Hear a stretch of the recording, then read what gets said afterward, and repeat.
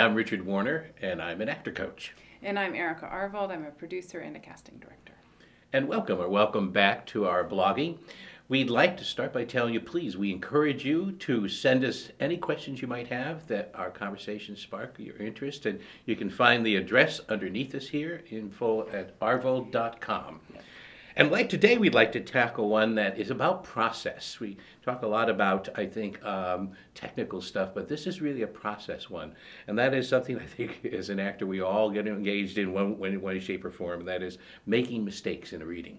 So I've divided it, and I want to ask Erica about this. I divided it into two areas, the technical mistakes and craft mistakes. And technical mistakes for me would be, suppose I mispronounce a word, or suppose I skip something, or I simply lose my place in the script. What are some ideas or tips for us if we do something like that, make that mistake? What should we do? Keep going. Just keep going. It's everyone does it. It is about the character and about the essence and about the story.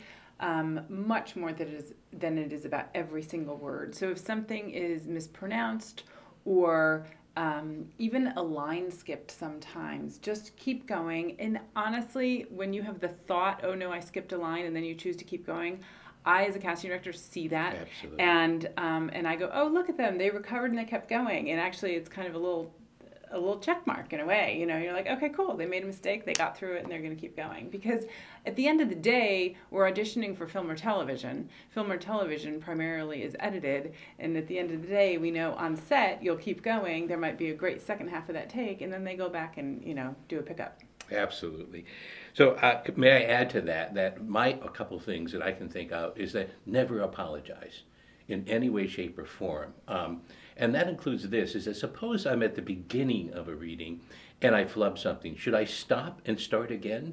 Or keep going would be a maxim there. Suppose I'm maybe two sentences in. What would you say to that? I'd say 2 sentences in, it's like, you know, this ski slope analogy again, too. You know, if you kind of get a rocky start, sometimes you're just off balance for quite a while. So if you really get a rocky start, you can just take a minute and you can just start again. You don't even have to say, oh, I got a rocky start, can I start again? You just, you know, like if I'm saying, hello, Richard.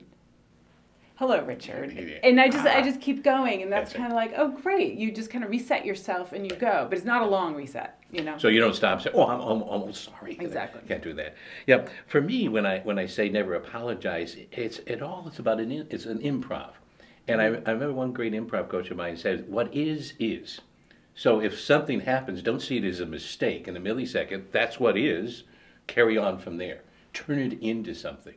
Well, and sometimes people, I've seen really seasoned actors do this and say they're saying, oh, the briefcase is over there, and it's a pretty intense scene, and they cough, just like I did, right? And then they keep going. Or they say your briefcase is over there, you know, and then they start just, you know, they just use it. They use their frustration within the scene, and it's fine, and it's completely human, and it's great, you know. When I direct, I love when I see an actor lose his or her place and see how really creative they can be about that. Yes. And it really is, again, instantaneously going to the thoughts making your thoughts fuse with the thoughts of the character. So your thoughts might be sort of panicking inside, I have no idea where I am here.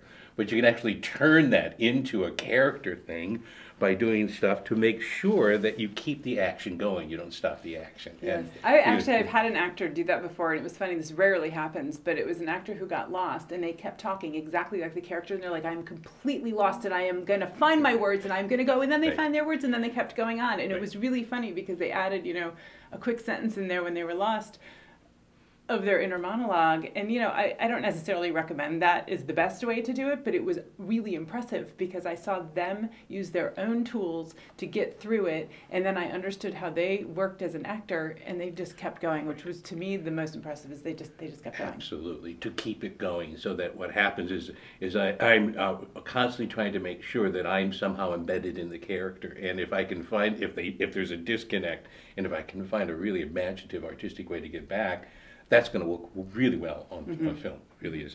So let's move to the next level, which is this.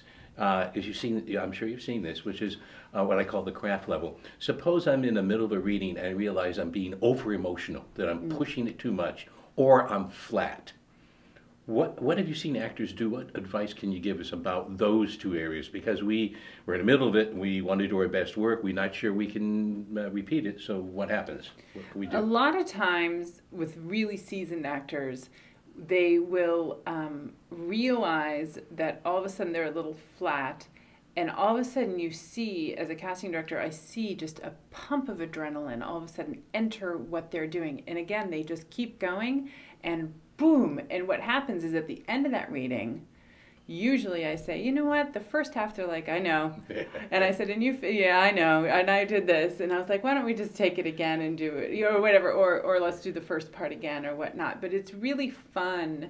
And this is part of, I think, the art of casting, is realizing or being able to witness someone's process and how they get back onto track. And I think that is equally as important as the character, development and portraying something authentically and with solid choices.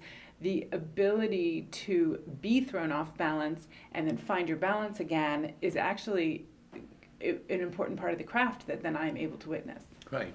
And that is really, again, how the ebb and flow of characters go. Sometimes I think we enter an audition and we think everything needs to be stable. But really what they're looking for is a character in a crisis situation, or an important situation that's not so stable. And how does the actor exist in that? So exactly, and I think that's kind of one of the basic reasons for giving direction, for a direction, because we're trying to make it unstable to see what that character does in a somewhat different situation at the most basic level, So, if you're in an audition and you quote unquote make a mistake, the advice would be keep going. Keep going. Keep going.